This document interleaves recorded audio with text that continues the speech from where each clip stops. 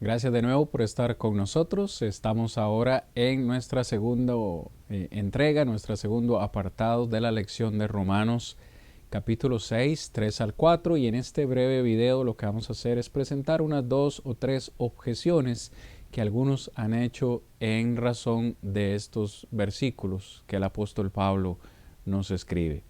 Amados, debemos ser honestos. Lo que pretendemos en estos estudios no es decir que nosotros tenemos la verdad.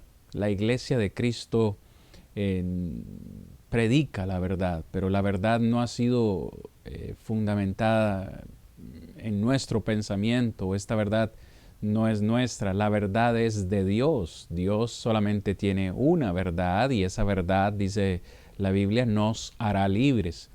La doctrina del bautismo no es una doctrina de la Iglesia de Cristo, es una doctrina de Dios. Y nosotros simplemente lo que hacemos es predicarla, tal cual el Padre Celestial lo ha dejado en su palabra. Así que por eso hablamos acerca de estas objeciones que algunos han presentado y quieren seguir presentando con el único propósito de desestimar la doctrina del bautismo. Y aquí tendremos que utilizar un poquito la lógica como lo hemos hecho también en las objeciones de los versículos anteriores. En primer lugar, alguien podría decir o nos ha dicho, el bautismo de Romanos 6, 3 al 4, no es un bautismo en agua, sino que es el bautismo en el Espíritu Santo, por lo que no se puede probar que el bautismo en agua tenga algo que ver con entrar en Cristo o con entrar en una nueva vida en Él. Muy bien, vamos a tratar, hermanos, de darle una respuesta sencilla a este argumento. Nosotros hemos dicho en estas clases que basados en Efesios capítulo 4, versículo 5, sabemos que en el Nuevo Testamento solamente hay un bautismo válido. Nosotros mencionamos en nuestra primera lección que hay por lo menos 7 bautismos que se practicaron en tiempos bíblicos. Uno de ellos fue el bautismo en el Espíritu Santo, del bautismo del Espíritu Santo. Luego hablamos acerca del bautismo en fuego, del bautismo de Moisés, del bautismo por los muertos, del bautismo de Juan el Bautista y del bautismo de la Gran Comisión. Pues hemos llegado a la conclusión en estos estudios que de todos esos bautismos, el que está vigente hoy en día es el bautismo de la Gran Comisión. Si usted necesita más información sobre este particular, le invito a ir a la lección 1 si aún no la ha visto, para que pueda tener más detalles acerca del tema. Entonces, el bautismo de Efesios 4 es el bautismo de la Gran Comisión, el bautismo que Cristo Jesús le mandó a sus apóstoles. Id por todo el mundo, haced discípulos a todas las naciones, bautizándolos en el nombre del Padre, del Hijo y del Espíritu Santo. Ese es el bautismo que está vigente hoy en día. No podemos decir que el bautismo en agua y el bautismo del Espíritu Santo están vigentes hoy en día. Uno de los dos tiene que estar en vigencia, porque Pablo dice un bautismo. No pueden haber dos, tiene que ser uno. ¿Cuál es ese uno? Bueno, el elemento. Hablemos ahora de Romanos 6. El elemento en el que se entierra a una persona o en el que se sepulta a una persona en Romanos 6 es el mismo elemento del cual esa persona debe resucitar. En el estudio de Romanos 6 dijimos que esa persona debe ser sepultada en agua para que salga de las aguas o resucite de las aguas. Si como estas personas dicen que Romanos 6 se refiere al bautismo en el Espíritu Santo, entonces esta persona debe ser sumergida o sepultada en el Espíritu Santo. De nuevo, siguiendo la lógica que Pablo nos escribe en Romanos 6. Esa persona debe ser sumergida o sepultada en el Espíritu Santo para que la persona sea levantada o resucitada o salga fuera de él. Lo cual, si usamos esta lógica, entramos en el Espíritu Santo para luego salir de él. Conclusión, ya no estaríamos en el Espíritu Santo, pues hemos entrado en Él y salimos de Él. La verdad debe ser dicha. El bautismo del Espíritu Santo no encaja en este contexto. Solamente el bautismo en agua lo hace.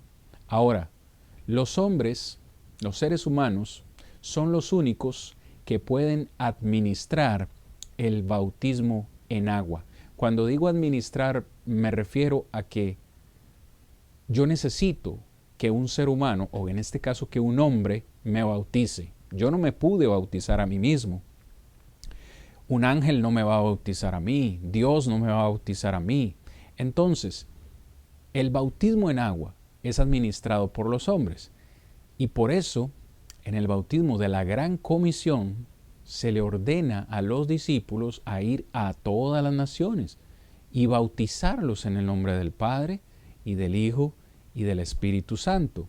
Sin embargo, cuando hablamos del bautismo del Espíritu Santo, el bautismo del Espíritu Santo no fue administrado por el hombre.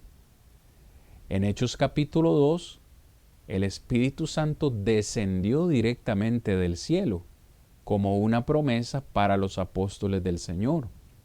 La segunda y única oportunidad donde volvió a suceder fue en Hechos capítulo 10, cuando Pedro le estaba predicando a Cornelio y a su familia. De nuevo, Pedro no les dio el Espíritu Santo descendió del cielo directamente sobre ellos. Conclusión, el bautismo en el Espíritu Santo no fue dado por los hombres, fue dado directamente del cielo. Es por eso que de nuevo, por contexto, el bautismo del Espíritu Santo no encaja para nada, encaja en el contexto de Romanos capítulo 6. El bautismo de Romanos 6 es un bautismo de Efesios 4:5, que por supuesto es el bautismo en agua de la Gran Comisión. Muy bien. Segundo argumento. Alguien podría decir, o nos ha dicho, el bautismo es una proclamación pública de la relación espiritual interna de uno con Cristo, una relación que fue alcanzada antes del bautismo. Esto es algo que fue declarado por A.T. Robertson, que ya lo mencioné en otra clase. ¿Cuál es el argumento principal? Bueno, el argumento es que el bautismo es solamente una señal externa de una gracia que ya tenemos interiormente. El bautismo solamente es una muestra externa, pública, delante de los hombres, de una salvación que ya nosotros tenemos.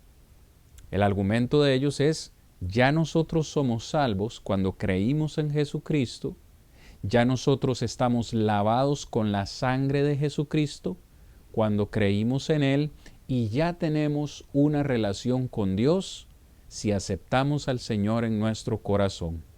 Todo eso antes de ser bautizado.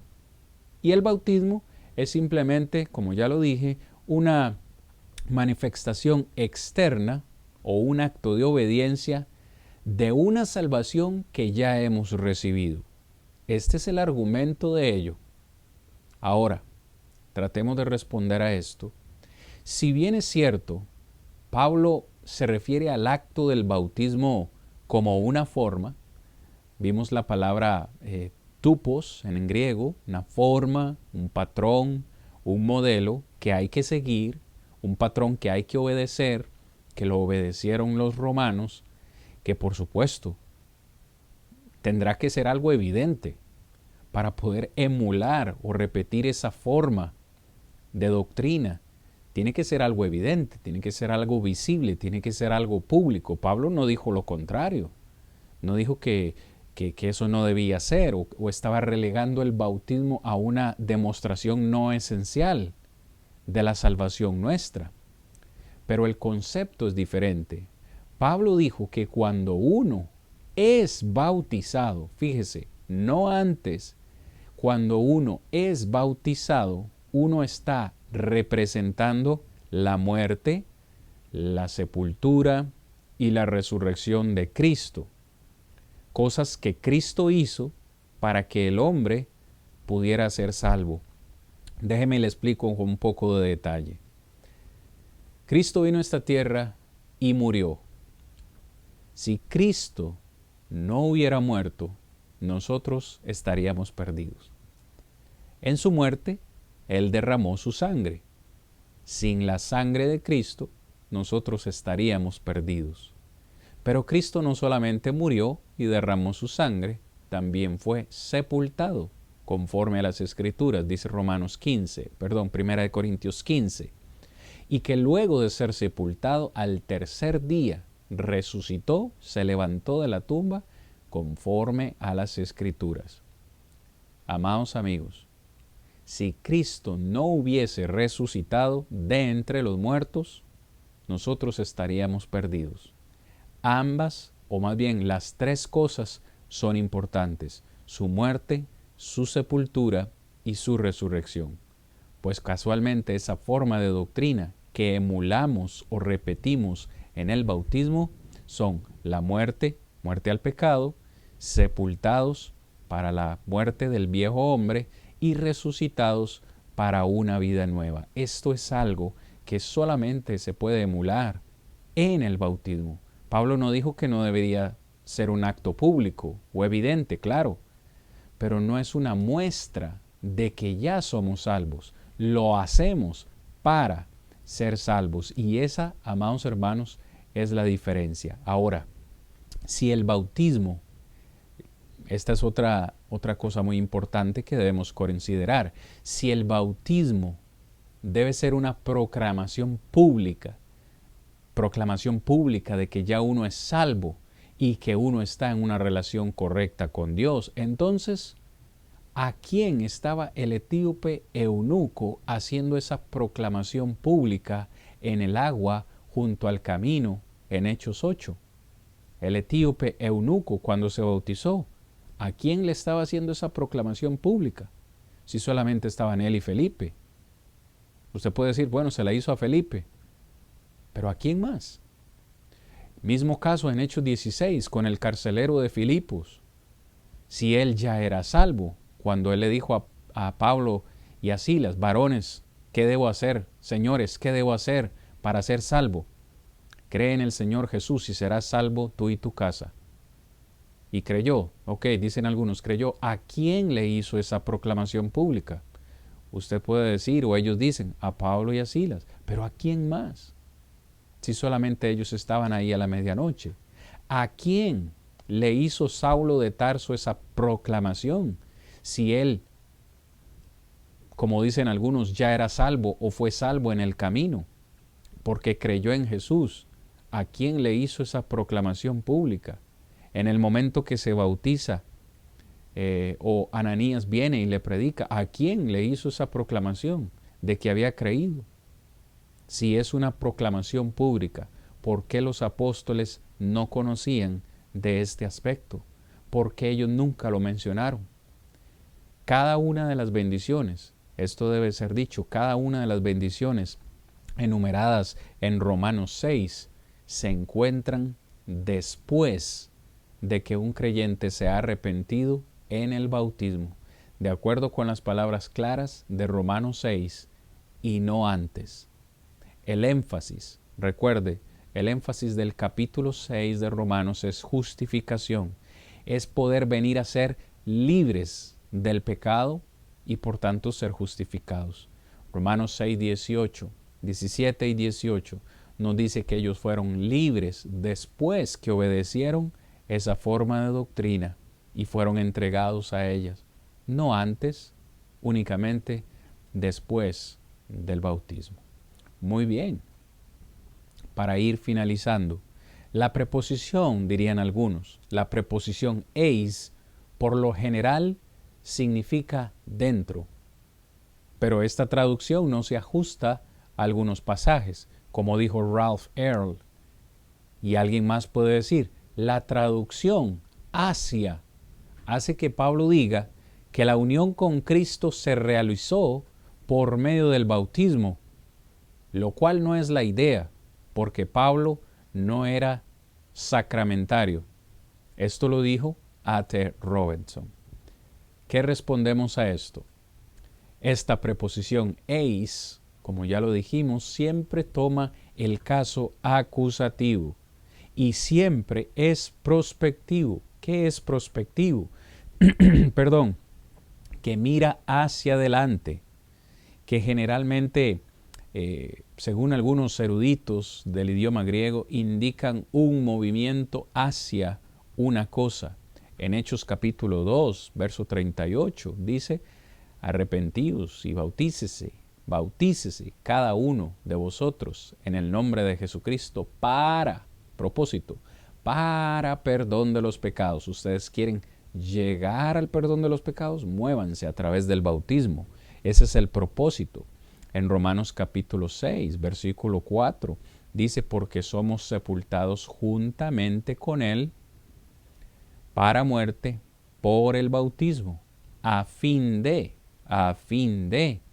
el propósito de bautizarnos es que podamos ser resucitados de entre los muertos como Cristo también resucitó de entre los muertos. Así que esa preposición eis es para denotar un propósito, un fin, un logro, una meta. Desafortunadamente, cuando la definición de una palabra va en contra de la teología de algunos eruditos, algunos permiten, desafortunadamente, que su teología nuble y obstruya su claro conocimiento de la verdad y su voluntad de presentarla. Yo lo dije en una lección anterior. Este gran erudito, conocedor del idioma griego, A.T. Robertson, en Hechos 2.32, él dice, y él reconoce, porque es erudito del griego, que la preposición eis es o denota movimiento hacia algo, hacia un propósito, hacia una meta. Él lo reconoce. Y que nunca mira hacia atrás esta preposición. Siempre hacia adelante.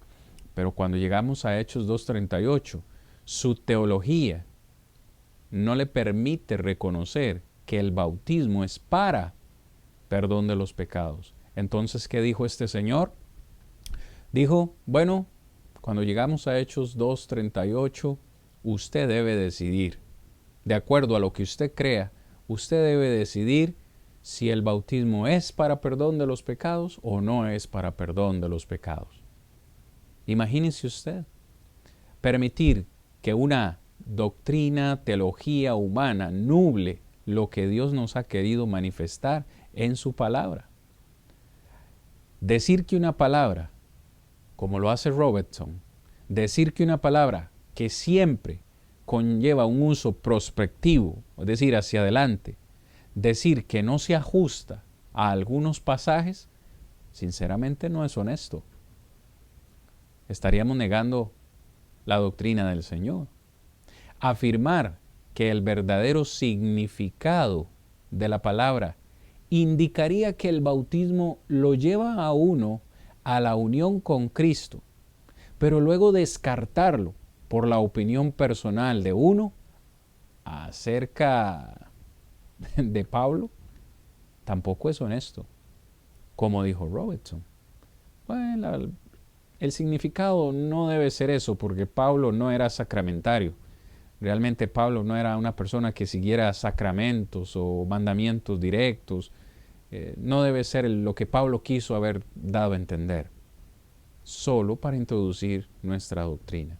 Así que este argumento, hermanos, y muchos otros, pueden ser absolutamente absurdos, con mucho respeto lo digo, inválidos, porque ni el texto lo manifiesta, ni tampoco el idioma griego lo permite. Tyler mismo fue honesto en admitir que el significado de Romanos 6.3 es llevar por el bautismo a alguien a la comunión con Cristo. Tyler, un gran comentarista, muchos tenemos comentarios de él y no necesariamente está en lo cierto en muchos de sus comentarios o en la doctrina del Señor, pero en este caso él afirma que el bautismo, o Romanos 6.3 afirma que el bautismo es lo que nos lleva a la comunión con Cristo. La palabra griega, y con esto terminamos, la palabra griega eis no fue escogida por Pablo. Puede ser que Pablo haya conocido muy bien el idioma griego, claro que sí, y muchos otros idiomas, porque hablaba varias lenguas. Pero la palabra eis no fue escogida por Pablo, la palabra eis fue escogida por Dios. Recuerde que todos los santos hombres de Dios escribieron siendo inspirados por el Espíritu Santo. Y la palabra eis fue escogida por Dios mismo, porque Dios sabía lo que esa palabra significaba y quería transmitir ese significado. Y sin duda Dios sabía lo que esa palabra siempre significa. No me corresponde a mí, no nos corresponde a nosotros darle a esa palabra otro significado o cambiar el significado de esta o de cualquier otra palabra para que encaje con lo que nosotros queremos o con lo que nosotros creemos. Así que estas son algunas de las objeciones que se nos han presentado a estos versículos, pero gloria a Dios que su palabra siempre vencerá y que su palabra nunca regresa vacía. Si este mensaje ha sido de bendición, por favor compártalo con sus amigos, con sus familiares. Paz en Cristo, nos vemos la próxima para estudiar la palabra de Dios.